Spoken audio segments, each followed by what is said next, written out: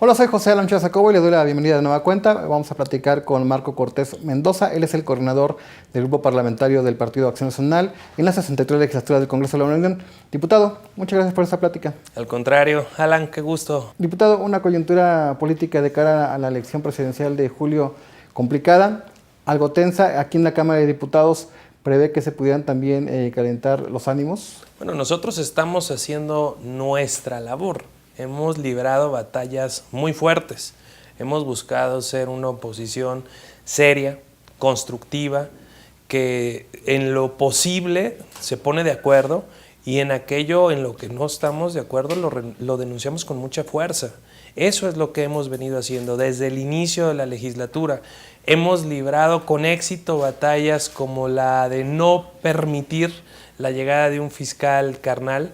Como recuerdas, nos pusimos en resistencia legislativa y logramos que en la Cámara no solo no se instalara la mesa directiva, sino que el gobierno federal aceptara que no habría un fiscal carnal en México por 9 años. Ese fue un gran logro que buscaba generar un pacto de impunidad para todo el gobierno de Enrique Peña Nieto que ya se va. En esa misma sintonía, seguimos siendo esa fuerza de contrapeso del Poder Ejecutivo que se ha extralimitado de forma dolosa, de forma facciosa de sus atribuciones.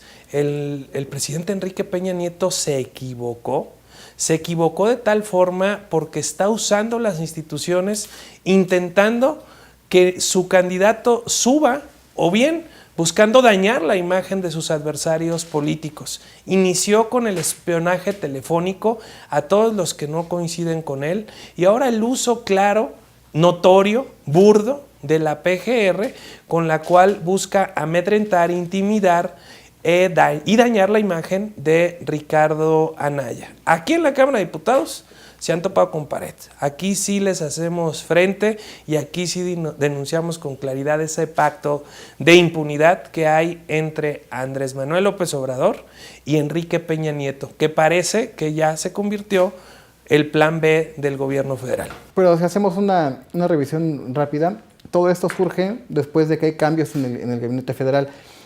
Quizás no lo consideran así, pero hay un relevo en la Secretaría de Gobernación, llega Alfonso Navarrete Prida, quien está señalado por algunos actores políticos de usar ese tipo de prácticas. Cambios en la dirección del CISEN y en la PGR, pues un encargado de despacho. ¿Consideran que es una decisión de la Procuraduría instruida por el presidente ese tipo de situaciones o que también la Secretaría de Gobernación está influyendo? No tenemos duda que es el propio presidente de la República el que está comandando la campaña fallida de José Antonio Meade. No tengo duda que es el propio presidente de la República el que está buscando fraguar este pacto de impunidad con Andrés Manuel López Obrador como su plan B rumbo a la presidencia. ¿Consideras que ya el presidente no observa a López Obrador como un peligro para México? Considero que está pensando en salvar su pellejo, considero que está pensando en cuidarse ahora que sean derrotados el 1 de julio, pero también veo que la única fuerza, el único proyecto de oposición en este país, de real oposición en este país, ya lo representa la Coalición por México al Frente, encabezada por Ricardo Anaya. No vemos a un Morena haciendo oposición. De hecho, Morena titubeó cuando se buscaba poner al fiscal carnal y ahora vemos a un Morena callado ante el uso faccioso y doloso de las instituciones como es la PGR. ¿Confías en las encuestas? Hay quienes establecen que Anaya está en segundo lugar, Ricardo Anaya en segundo lugar, en primer lugar Andrés Manuel López Obrador, y en un tercer lugar José Antonio Meade Culibraña, pero ellos apuestan siempre a la movilización, a la estructura. No va a haber movilización que les alcance. Ya José Antonio Meade está en un tercero y lejanísimo lugar, no prende, no emociona, no contagia, ni siquiera a los priistas. Y lo real es que el único candidato que ha crecido, que avanza, es Ricardo Anaya Cortés. Y velo en su precampaña. Él subió en conocimiento, él subió en aceptación, él subió en las encuestas y vemos a un Andrés Manuel topado. Pero lo que no calculó Andrés Manuel es el daño que le hará en su campaña este pacto de impunidad que está fraguando con Enrique Peña Nieto. Lo dijo con total claridad.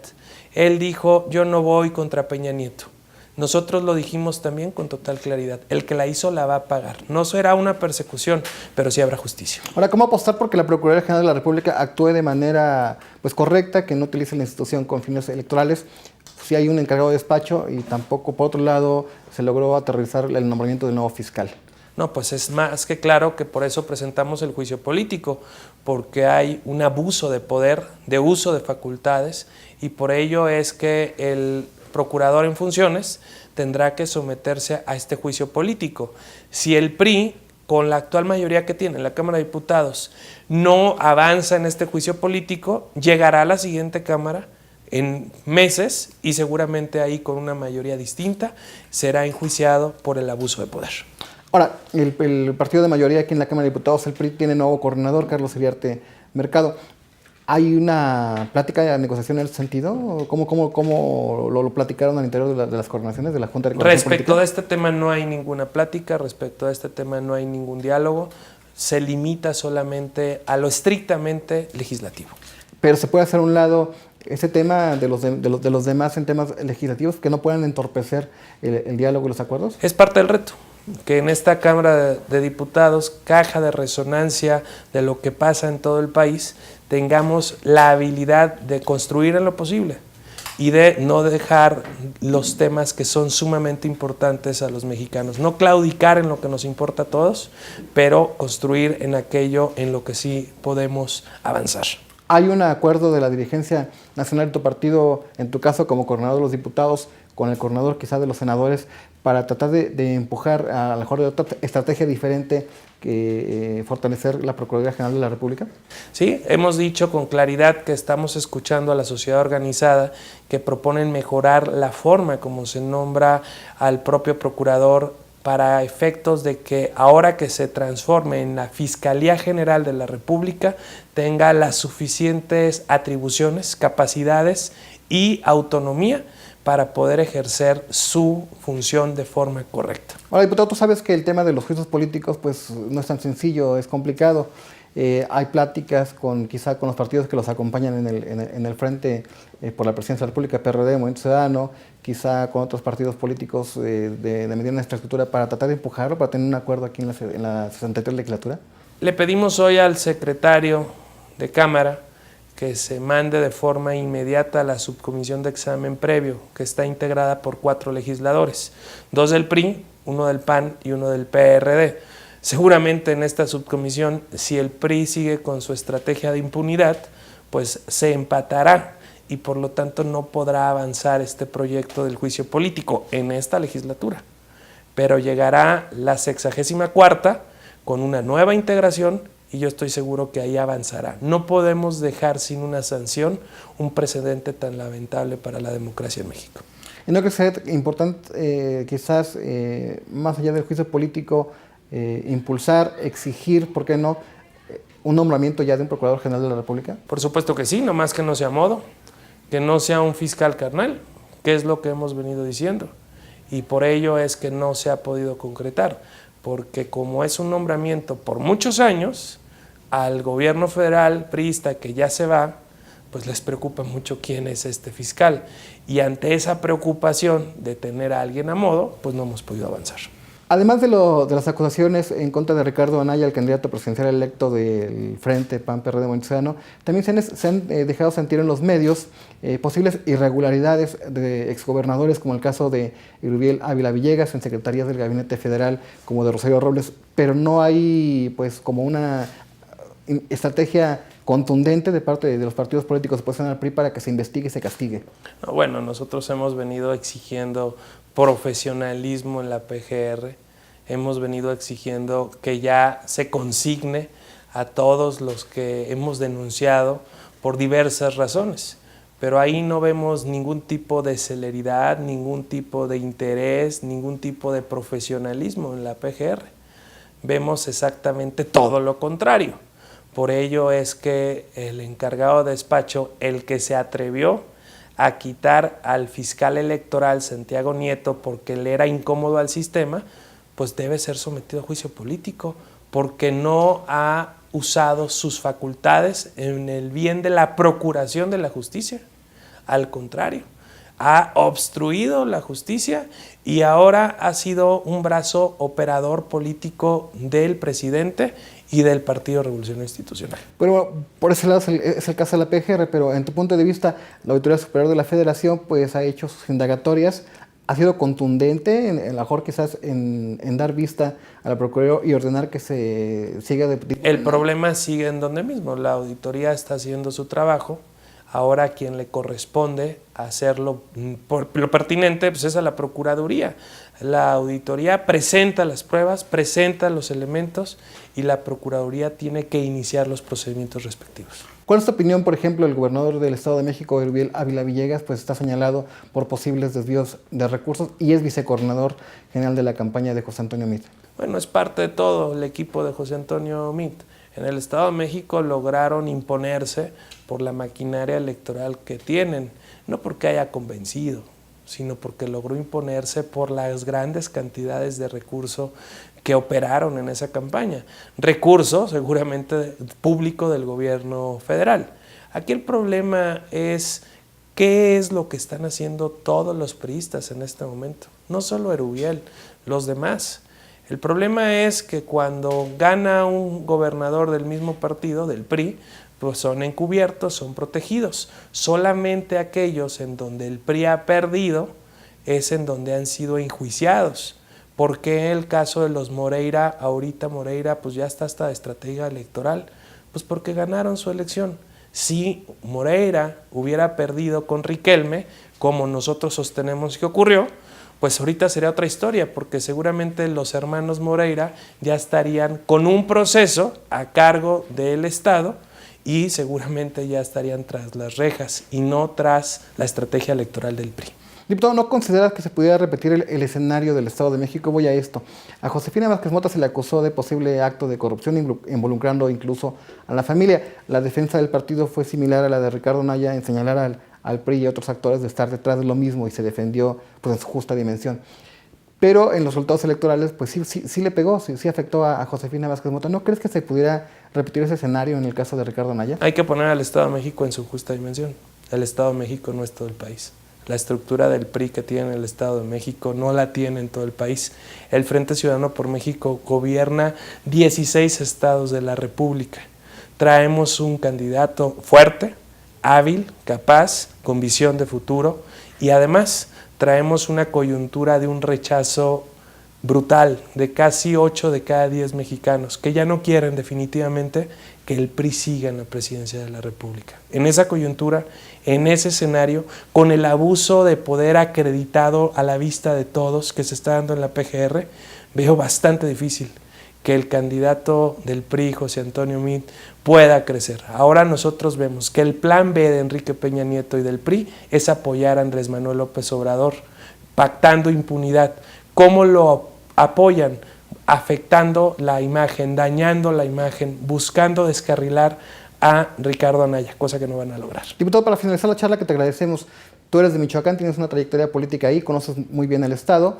En algún momento hubo un alcalde de la capital que gana con la bandera independiente y voy a lo siguiente. A nivel nacional hay aspirantes a esta figura de independiente. ¿Crees que vayan a tener una influencia en la elección presidencial? Yo creo que los independientes fueron debut y despedida, decepcionaron, generaron expectativa, pero hoy nos dimos cuenta que crearon el partido de los de sin partido, que verdaderamente han sido toda una decepción, porque a lo único que responden es a los intereses económicos de hacer negocios. ¿Y en tu estado si se consolidó esta figura? ¿Habrá más candidatos? ¿Crees que en los próximos procesos se vayan a consolidar? Sí hay más candidatos, pero confío que no tendrán el respaldo ciudadano porque han decepcionado en su función.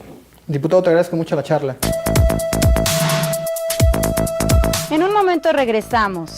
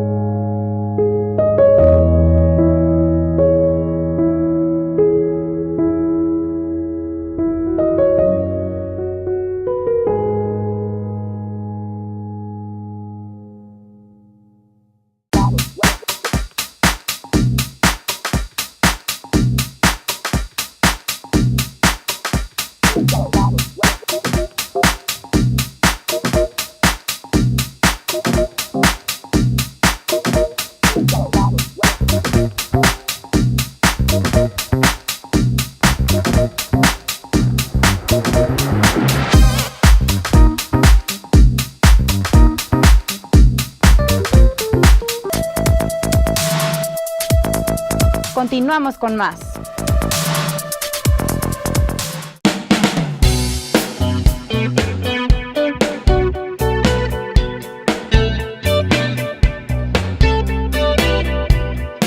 Buenas noches, y ahora me encuentro con Raimundo Guzmán Corroviñas. Él es el precandidato del Partido Acción Nacional a la presidencia municipal de Cuautitlán Izcalli, pero también es diputado local de la 59 legislatura. En estas charlas que le estamos llevando sobre los personajes que se perfilan para la próxima contienda aquí en el Estado de México, en los comicios que se desarrollarán en julio próximo. Ray, muchas gracias por esta plática. Pepe, muchas gracias a ti, hombre, un gusto recibirte aquí en mi oficina. Recientemente Izcalli fue nota nacional, incluso fuera de México en algunos lugares, por el crimen del que era precandidato del PRI a la presidencia municipal, Francisco Rojas, pero también diputado federal con licencia. Tú recorres constantemente las colonias, comunidades, los pueblos de aquí de Izcalli.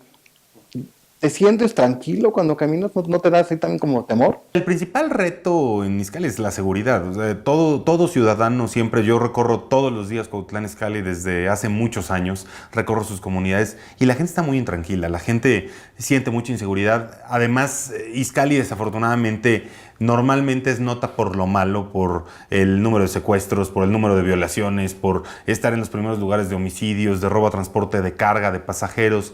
O sea, hoy de verdad es muy necesario trabajar en dos esquemas, en los esquemas criminógenos, victimógenos y también en un esquema de inteligencia. De hecho, yo traigo una iniciativa que voy a meter en próximas fechas sobre crear una policía de inteligencia que trabaje de la mano esa parte de detección de las zonas que son criminógenas, de las zonas victimógenas, poder prevenir, atender y atacar y coordinar la labor de la policía. Esto lo estamos presentando ya en próximas fechas, en este periodo ordinario de sesiones en la Diputación local. Y sí, sin duda alguna, la principal demanda es la inseguridad. Y claro, en Izcalli no te puedes sentir seguro en la calle. ¿Haces tu vida familiar los fines de semana aquí con tu familia? Los fines de semana y entre semana hago mi vida familiar aquí. Pues aquí vamos al súper, al tianguis, recorremos los espacios públicos, vamos al cine. Pues aquí nos encontramos siempre a muchos amigos en restaurantes, en cafés, en la comunidad. Tengo la fortuna de, no solo ahorita como diputado, sino en todos los espacios en sociedad civil, antes como regidor o como los Rotarios, que fui presidente 3 veces, que los vecinos nos han recibido en su casa, en sus comunidades y que hay un gran cariño por todas las comunidades de Izcalli. Y justamente, como conozco Izcalli, pues sabemos a dónde ir, sabemos qué disfrutar, y eso es lo que tenemos que difundir con toda la gente de Cuautitlán Izcalli, que hay muchas cosas buenas que se pueden hacer en Izcalli, seguros. Y hoy por eso estamos también realizando esta segunda temporada de teatro al aire libre, de teatro en la calle, en sus comunidades, porque queremos que la gente salga a las calles, se apropie de sus espacios, y también estamos generando eventos deportivos desde que iniciamos la gestión como diputado. Y pues creo que justamente el gran reto es que el ciudadano viva en Izcalli, se sienta tranquilo en Izcalli y recorra sus espacios con tranquilidad, seguridad y con un gran gusto. ¿Te sientes representado? ¿Te cumplió el actual presidente Víctor Estrada? Mira, yo no voté por el actual presidente. Sin duda alguna, nosotros advertimos en su momento pues, de los grandes retos que tenía Cuautitlán Izcalli. Me tocó contender contra el exalcalde, contra Karim Carballo, y finalmente se evaluó cuál era la gestión y cuáles eran los posibles riesgos o la tendencia que tenía si repetía la misma fuerza político. Desafortunadamente no nos equivocamos. Hoy Cuautitlán Izcalli enfrenta una situación muy delicada en el tema de finanzas públicas. De muchas administraciones se ha venido generando esa problemática. También los retos de infraestructura, los retos de seguridad, y creo que hoy en día pues el vecino no se siente tranquilo, no siente ese contacto directo con las autoridades, y creo que se tiene que redimensionar el servicio público para que el ciudadano vea a sus funcionarios en la calle. Yo afortunadamente pues he estado en la calle durante muchos años, trabajando, recorriendo, conviviendo con los vecinos, y eso afortunadamente nos ha traído pues muy buenos amigos, muy buenos conocidos, y trabajar de la mano con las comunidades en la solución de sus problemáticas. Izcalli fue uno de los primeros municipios que conoció alternancia en el Estado de México, mucho antes del fenómeno de Vicente Fox, que logró pues, la presidencia de la República en el año 2000. Ahora vemos un escenario donde el partido Morena se coloca como primera fuerza en muchos municipios del Valle de México, incluyendo Izcalli. ¿A qué atribuyes este fenómeno, Ray? Mira, yo creo que más bien hay que diferenciar los fenómenos. Efectivamente, Morena logró ganar la gubernatura en Cuautitlán Izcalli y en muchos municipios de la zona. Fue por diversos factores, la gente no vio que el PAN pudiera tener la oportunidad de ganarle al PRI y finalmente el voto se conjuntó. Cuautitlán Izcalli es un perfil sociodemográfico de buen nivel académico, es un votante que razona, que entiende, que distingue. Yo tengo la fortuna de haber competido y ganado, le gané al anterior alcalde, a Karim, y el actual diputado local de Morena también compitió contra mí y quedó en un muy lejano tercer lugar. Aquí Morena finalmente pues, no logró penetrar con los personajes locales, tan es así que pues, ahora andan en busca de priistas, panistas, perredistas, actores, quien se deje, pues, ¿no? Para buscar la candidatura. Yo creo que hay molestia del ciudadano, la gente está molesta con los partidos políticos, con los funcionarios. El no verlo sería un error, ¿no? Pero finalmente la forma de responder a ello es con cercanía, con trabajo y con un contacto permanente en el cargo, como lo hemos venido realizando. Yo creo que hoy el ciudadano tiene que verse representado, tiene que ser escuchado, tomado en cuenta en la toma de decisiones y además que tenga funcionarios que les hablen con la verdad. Porque es muy común que no se les hable con la verdad y que no sientan la cercanía. Y yo creo que ese desencanto generó el año pasado una preferencia electoral como la que comentabas. Pero en este año, pues afortunadamente en Izcalli hay un voto diferenciado, ¿no? ¿No se va a repetir el escenario de la elección pasada de gobernador? No, de ninguna manera. Mira, hoy yo te puedo decir que soy el único izcalense que ha ganado al PRI en 11 años. Desde la última elección que ganó el PAN fue en el año 2006. De allá para acá, el único no priista que ha ganado en Cuautitlán Izcalli soy yo. En esta coyuntura, ¿crees que al PRI le pueda beneficiar pues, el voto de solidaridad, el voto de respaldo por la situación que vivieron hace algunas semanas del crimen de su precandidato Francisco Rojas? No, bueno, primero expresar mi sincera solidaridad con su familia, con sus amigos cercanos, con sus deudos. Lo he manifestado en muchos foros. Yo creo que se tiene que tener justicia de ese terrible crimen. Y fuera de eso, el PRI es un partido que está por definir su candidato en próximas fechas. Sinceramente, en todas las encuestas el PRI está en un muy lejano tercer lugar en las preferencias en Cuautitlán Izcalli. Y pues bueno, habrá que ver cuál es la estrategia que siguen y demás, pero estaremos nosotros también muy pendientes del tema de no utilización de recursos públicos. Lo hemos venido denunciando en la Cámara de Diputados. Recordarás que promovimos en la elección pasada acción de inconstitucionalidad, denunciamos utilización de recursos públicos y aquí estaremos muy pendientes que no se utilicen en favor de algún partido político o personaje buscando la equidad. El PRI no tiene forma de competir en Cuautitlán Izcalli. En la coyuntura nacional, pues el PRI trae un desgaste natural pues por los hechos pasados de gobernadores ligados a corrupción, pero en este caso estás observando que también se le ha ligado a Ricardo Anaya Cortés, quien es el precandidato presidencial de este frente, de esta coalición llamada Por México al Frente. ¿No crees que les pudiera pasar un escenario similar al de la elección de gobernador, donde Josefina Vázquez Mota también se le ligó a posibles actos de corrupción, Ray?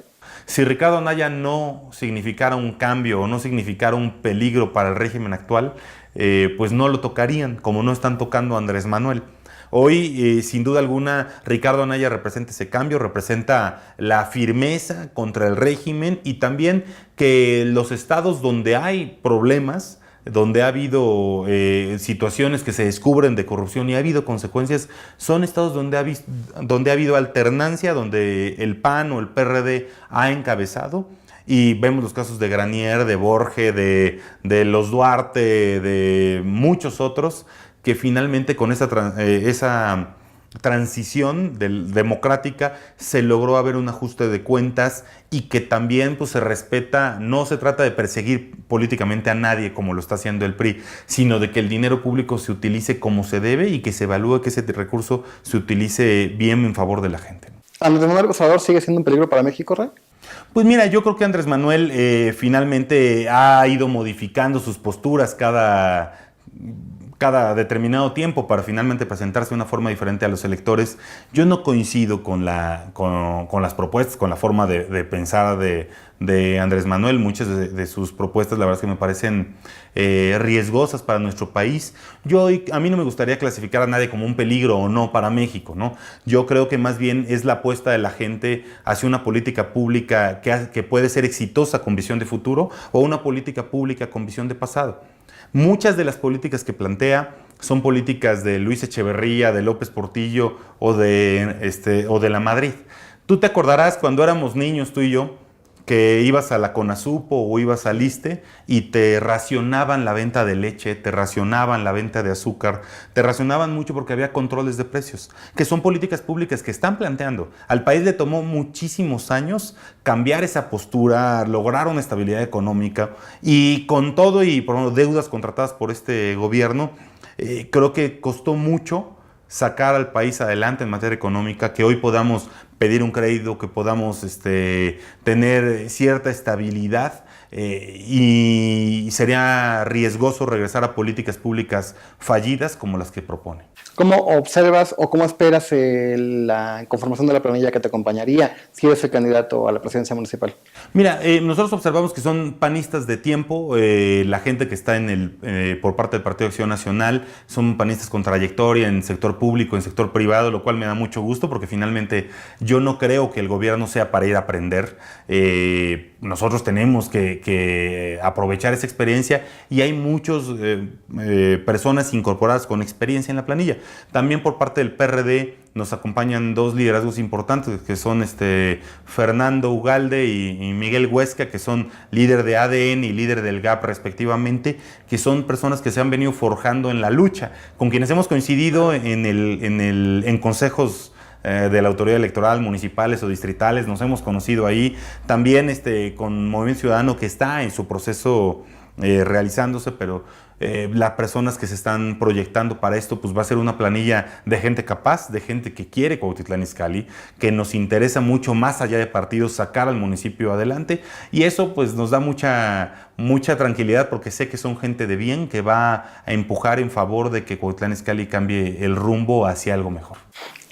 Y en el PAN hay grupos políticos, tú los conoces tradicionalmente. A ti se te ha colocado en otro momento con ciertos actores políticos, luego vino una reconfiguración con el triunfo de Víctor Hugo Sondón y el empoderamiento de los llamados Olvera Team. En este momento, Ray, ¿en qué corriente te identificas? Mira, nosotros hemos venido construyendo, yo pues más allá, no soy una persona de corrientes, yo soy una persona que me metí al PAN porque no por un liderazgo, no por un grupo, yo entré al PAN porque creo en sus principios, porque creo que es el mejor partido de México. Pues nosotros conformamos una gran coalición al interior del PAN que impulsó a Víctor Hugo Sondón, a quien respaldamos, con quien nos identificamos en ese momento. Pues con Víctor Hugo Sondón, Enrique Vargas, Edgar Olvera, Ana Valderas, Anuar, muchos liderazgos del Estado, respaldamos a Víctor Hugo Sondón y hoy esos liderazgos pues seguimos en conjunto trabajando, respaldando esta dirigencia y respaldando también el diálogo con el Frente. Con este equipo me identifico y pues afortunadamente hemos logrado trabajar en unidad, lograr importantes consensos y además pues apostándole a grandes cambios en el Estado de México. Muchas gracias. Muchas gracias, Pepe. Un gusto recibirte aquí en Cuautitlán Izcalli. Y los invito a que nos sigan acompañando en estas charlas de Política en Corto. Los invito a que sigan las redes sociales. Estamos en Facebook, estamos en Twitter y tenemos el canal de YouTube Política en Corto, donde puede ver esta y anteriores conversaciones. Descanse.